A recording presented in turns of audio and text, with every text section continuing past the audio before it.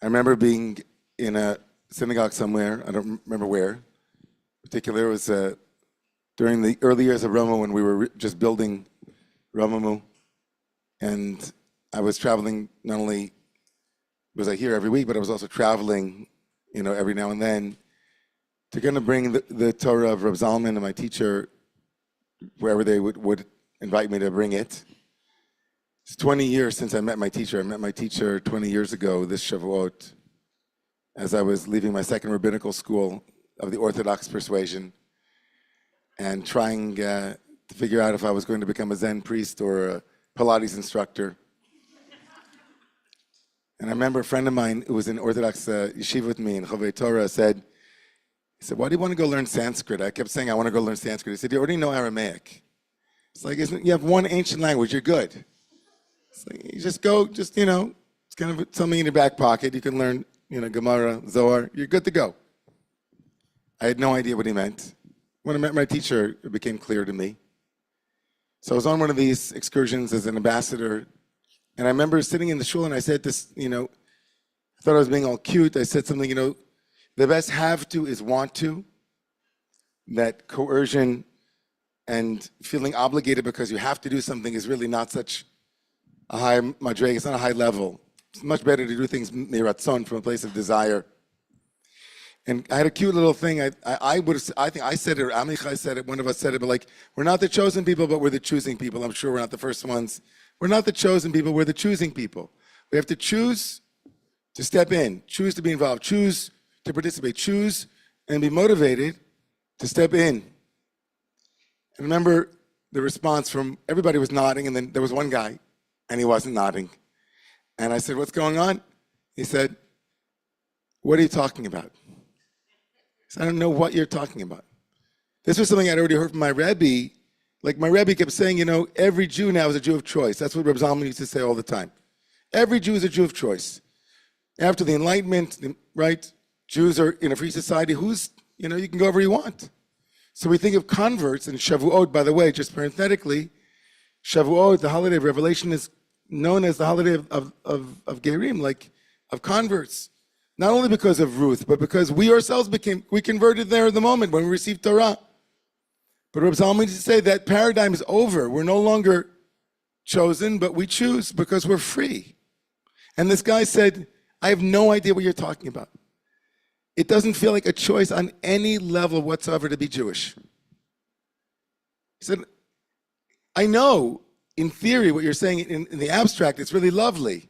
Of course, I can go somewhere, I can change my name to, Neem Karoli Baba, I can name, Hare Krishna, I can come up with a name, but I'm a Jew. And I don't feel, and he almost was angry about it, I don't feel like I have a choice. It's like a Moda Rabba, Daraisa. It's what do you, I'm a Jew. I can't opt out. It's ridiculous, he said. Being Jewish, he said, is core and essential to who I am and my identity as choosing my eye color, choosing anything about my physical, I am a Jew, my body. It was so striking that now, almost 15, 16 years, I still remember his face. I remember the way he said it to me. And I always thought, okay, there's one outlier in every class you give. Any good teacher knows that there's always going to be one. You'll say something that seems obvious to everybody, but there'll be one person for whom it's completely 180 degrees. And this conversation was already anticipated by the Gemara, by the Talmud, in one of the more famous passages that I think, I can speak for myself, but I know that from other people, it's a very difficult Talmudic expansion around Revelation. The rabbis imagined that when God gave us the Torah, by Yisyatzvu, Betachti Sahar, that the children of Israel were at the foot of the mountain, and the Torah says they were at the foot of the mountain, but it says it in a way that if you read it hyperliterally, it meant that they were underneath the mountain, as if the mountain were being held above their heads. Kafaleim har kegigit, that God held the mountain over their heads and said, if you want, I'm giving you the Torah. If you accept it, great. If you don't accept it, this will be your burial place. The Talmud quotes this remarkable image of a coerced people given a choice between receiving revelation or dying. And the Talmud, just like everybody here who's looking quizzically, immediately says, well, that would disqualify the agreement because you can't coerce someone into a covenantal relationship. They have to agree without a gun to their head. Okay, good question. But it didn't stop the last 2,000 years of Jewish thinkers wondering what is implied by this image. Emmanuel Levinas are the great thinkers. How does revelation and coercion work? I think that for many of us, in the last 8.5 months, this Gemara, this Talmudic piece, has been as clear and as obvious to us as anything else. Like many of the moral problems have fallen by the wayside. And there are some who would argue that it's possible to walk away from certain parts of Jewish identity. It's possible to make a choice to stay outside of the camp. It's possible to imagine a world without certain features of Jewish identity that have been so core and so profoundly existentially important for us for the last 80 years, and before that for 2,000 years. And I think that sometimes I imagine now that that mountain is unfortunately the Torah of anti-Semitism. And I've awakened in the last 8.5 months to a truth that I would have completely rejected 9 months ago, or 8.5, and a day. That there's something about being Jewish that no matter what we do, the Torah of being a Jew is a heavy obligation that we can't run from. There's nowhere to go. There isn't any choice about being a Jew. If you've been born a Jew, like me, I feel for you.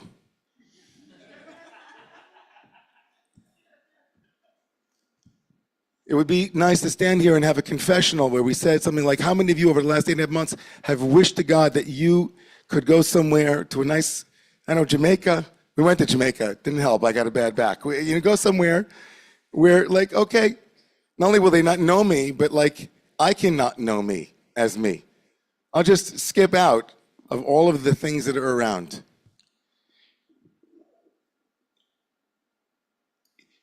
I remember when my first son was born, that at that moment I thought to myself, there has never been a greater identity shift for me in my life. I will always be, no matter what happens, I will always be a father. God willing, right? No matter where my kid is, I know that they're tethered to me. Changed me completely. And I imagine, right, that this year of all years,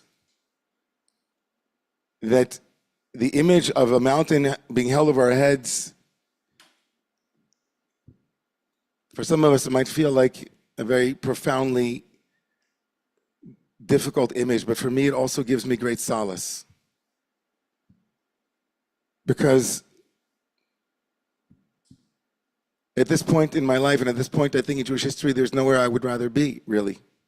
Even after those fantasies of, somewhere where they'll leave us alone. But b'toch ami ani yoshev, I want to be with my people.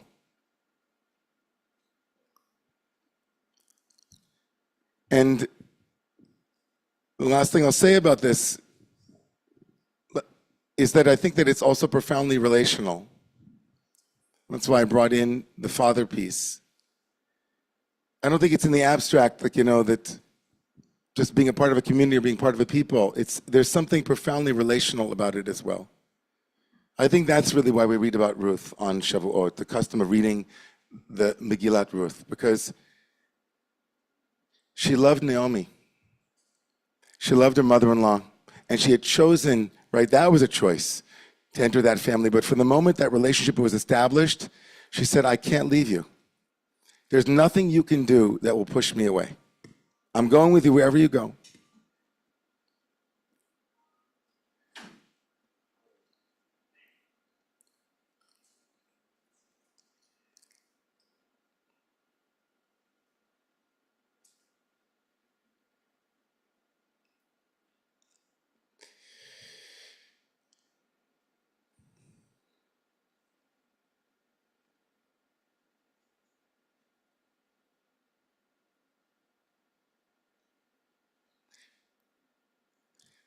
I think for a lot of rabbis and other Jewish leaders, it's been who live their lives with the Torah of love.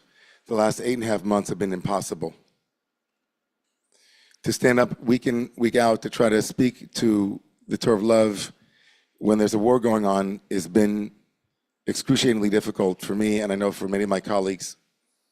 And so I wrote to a friend of mine today, and I said to her, I'm thinking a lot about this mountain over our heads business.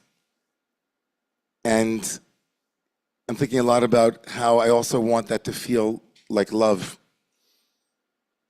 That obligation is also rooted in love. That commitment is also rooted in love. That identity and community is also rooted in love, clearly.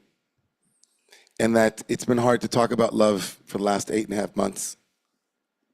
And she said to me, and I'll never forget this because it reminded me of Emil Fackenheim. It's a great thinker, said that every Jewish child born after the Shoah was a refusal to give Hitler a posthumous victory. And so she said to me, don't let Hamas steal your Torah of love. That's what she said to me.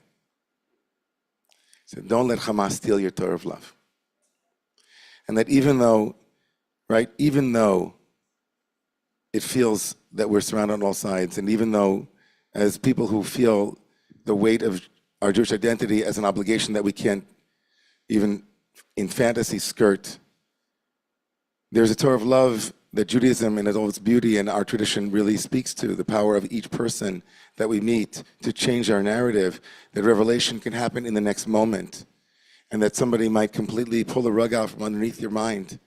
You thought you were resting in hate or in your assumptions about the world, even me, and anti-Semitism. I still believe that it'll end one day.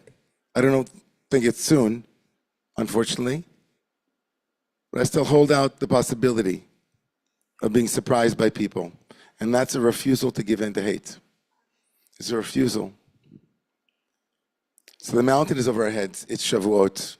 It's a Shavuot like no other in our history, in my lifetime. And we remember that Ashreinu ma tov chelkenu. It's good to be a part of this people. It's a good thing. With all of the troubles and all of the trials and all of the difficulties. And that I pray that we choose to step in on the Shavuos and to hear maybe a little bit of Torah, the Torah of love.